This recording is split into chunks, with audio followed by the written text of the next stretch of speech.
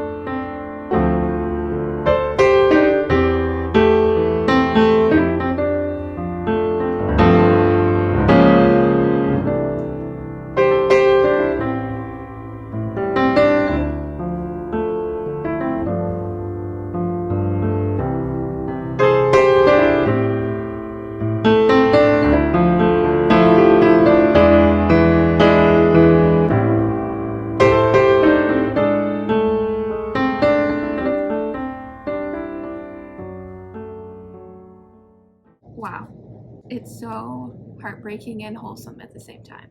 Truly shocking, but this has now been added to one of my favorite books ever.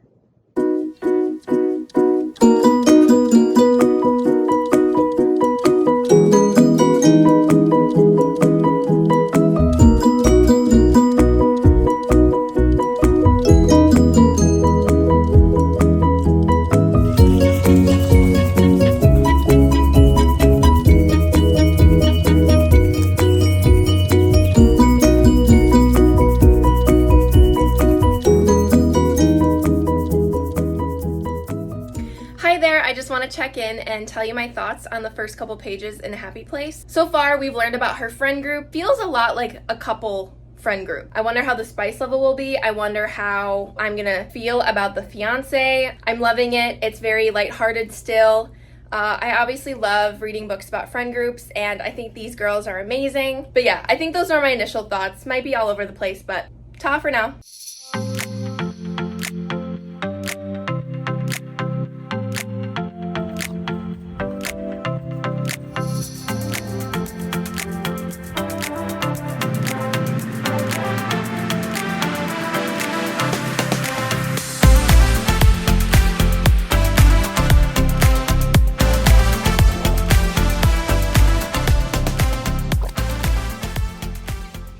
Hello, doing another check-in. I'm almost done with Happy Place, and gosh, I just cannot stress enough how much I love Emily Henry's writing. It is so easy to read. All of these characters are so lovable. I love Wynne and Harriet so much. Their banter back and forth, even, if things are not going as well as they thought, trying not to give spoilers away, they still connect on a place of love, and I love just reading about that. I'm getting nervous as I approach the ending because there is definitely an ending that I want, but I'm not sure if I'm gonna get it. Above all things, it will feel necessary and still good, probably bittersweet. I can already tell I love this book so much. I'm so excited to give my final thoughts on it after I finish it with you guys, but yeah, that is another check-in. We're getting to the end, and things are getting heightened. The tension is building almost to the tipping point, and I'm here for it. I love it so much. But yeah, talk to you guys later.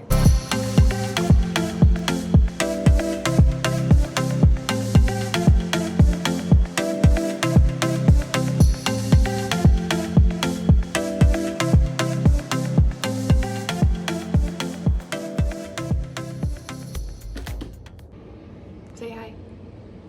Hello everybody, my name is Onyx. Okay. Hi guys, me again, obviously. I just finished Happy Place, and oh my god, it is so good, so wholesome, just so lovable. I know that this isn't real life, but there are moments and all of these characters, honestly, in this book remind me so much of the relationships that I have, and I feel so grateful I can connect to this book in this way. And I think that that's why I just love it all the more. I can't tell if it's my favorite, though, because I love all of Emily Henry's other books, so we'll have to see over time, see which one I kind of gravitate back to. You know, it's just a book full of sunshine and kind of real life experiences with really lovable, strong characters, and we love books like that. So, highly recommend it. I'll go into a little more detail at the end of this video, maybe. I'm not exactly sure how this will end, but yeah, just wanted to let you know I finished it and I loved it, and I think, honestly, anyone would love this book. Okay, bye. Okay, welcome to kind of the wrap-up portion of this vlog. I hope you've enjoyed it, but I'm really excited to get into these two books and talk to you guys about them. Maybe recommend them, maybe say stay away. We'll see what I say. So yeah, let's just dive into the first one, which is A Little Life by Hanya Yanagihara. You guys saw me finish this and how devastating it was, but like beautiful. I rated this 5 stars. I think it's definitely going to be one of those great American novels. However, please check the content and trigger warnings before you even consider reading this book, because I knew it was tragic, but I didn't know how tragic. This book has still stayed with me and I already want to reread it. So that tells me a lot with how impacted I was by this book. Overall, yeah, 5 stars. The writing was so beautiful. We spend so much time with these characters, but I understand why. I understand the importance of knowing them fully and really diving into who they are as characters, what's happened in their lives, you know, all of their goals, ideals, all that stuff. We need time with these characters to really understand how impactful this entire book is and the ending is. So this book is about 4 friends in New York City who met each other in college and formed a found family of sorts. They are really centered around this one friend, Jude, who they are so bonded to, but they know nothing about. He has learned to live his life in the shadows as like a shell of a human being, because that's the only way he knows how to connect with people, and because of his awful, just tragic, I can't even fathom childhood, where he was abused and just, I don't even know, treated so horribly, treated the way no one should ever be treated. And it's really impacted him now in his adult life because he has refused to work through it, even acknowledge it almost. So his friends really know nothing about him. However, he is that ride or die friend who would do anything for these 3 men, and they would do anything for him in return. So they've really formed such a bonded friendship. So the other friends' names are Malcolm, JB, and Willem. And to me, Willem is like the second main character. It goes Jude first, then Willem. Because he has the strongest bond with Jude, and he is one of the greatest people I've ever read about. He is amazing, kind, lovely, just humble and quiet, and just kind of that person that you're like, I love the energy coming off of you. I think you would be a great friend. All of those things. He's a great character, and I loved how much time I spent reading about him, learning about him. I love Willem. I love him. But yeah, this book follows them from their early adulthood and on, throughout their careers, their relationships, the ups and downs of, you know, just life in general, while really focusing on Jude and his view of all of it. It's beautiful, it's heartbreaking, but these characters make it so worth it. These bonds. Harold's another character that I love so much. He makes this book worth it. It's truly heartbreaking, but it's so good. It's so lovely. So I recommend it, but I don't recommend it, but I recommend it. You decide. You decide what you want to do. But this book is beautiful, and I will forever love it, and honestly might reread it. Who knows? But yeah, that is A Little Life, and even just the title, holy crap. It's not a little life. It is just like the most epic life ever, but like they are just constantly so moved by the most mundane things, and really odd of just humankind and people in general, and it's just wowing. It's just a wowing book. So that is all I'll say. So the main reason why we're all here is my thoughts on Happy Place by Emily Henry. I love this book. I love it so much. I don't think I loved it as much as I did her other 3, but she can't go wrong in my mind. I will continue to read every book she writes. So this book is about Harriet, who met her found family, her amazing group of friends in college, and they take a trip every year to one of her friends' family cabin and just bond even further with each other and have such a good group dynamic going on that I want to be a part of it. So it started with Harriet and her two best friends, but as they started to meet people and get into relationships, they also bring in their significant others to be this group of 6. And they are so amazing. They are so connected, and they just really thrive off of each other. Such different personalities, but they all like mesh really well, and it's really fun to read about a group of friends that are so close. Like all of them are so close with each other. And sometimes that doesn't happen in such a big friend group. But essentially, Harriet was engaged to Wynne, who is also part of the friend group. And they broke up from reasons we do not know starting the book. But they are convinced to do one last summer trip to this cabin while still pretending to be a couple. So, of course, there is so much tension. It's great.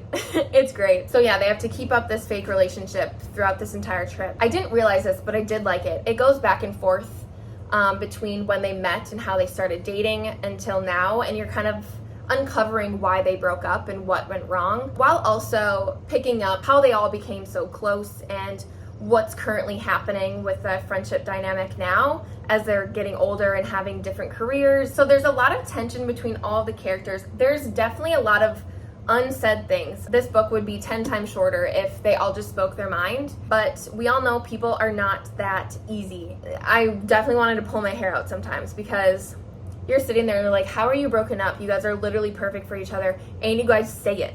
Like they know this. They know that they love each other so much. So the ending was beautiful. I loved it. I wanted it, but I was not expecting it. So it was a nice little happy moment for me. But yeah, Emily Henry, her writing is so beautiful. I love it so much. That is Happy Place. Those are my final thoughts. Oh, I rated this a 4 out of 5. Great book, love it. So I have one extra book for this reading vlog that I finished before even doing this wrap up. So that is I Am by Maggie O'Farrell. This is her memoir about her 17 brushes with death. And in one of these chapters, she is explaining to her mom that she's writing a book about life within stories of death. I followed her from early adulthood to her later years where she's an author, she's a mother. Like the hardships that we encounter, obviously hers a little bit more because she had death involved in literally all, like some of these really big moments in her life. I rated it 3 stars on Goodreads, but I feel like it deserves like a 3.5 because her writing is beautiful.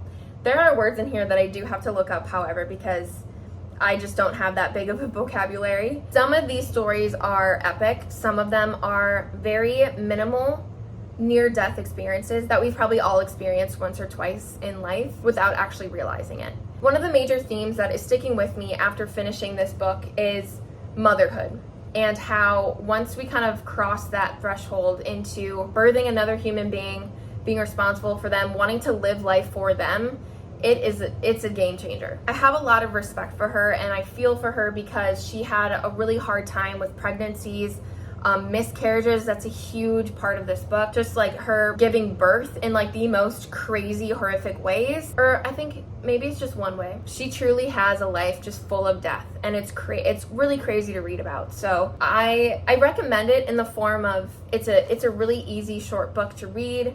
Her writing is so beautiful. There are some great stories just about motherhood and being a woman in general that I think are really important to read about. Maggie O'Farrell, I love you so much. But yeah, I think that is where I am going to end this vlog. I hope you had fun with me. I hope that these reviews encourage you to pick them up or just leave them on the shelf. I had so much fun reading these books. I highly recommend them. But yeah, I hope you're having a good day, night, wherever you are. I'm sending you all the summery, cooling, positive vibes, and I'm sure we'll talk soon. Bye.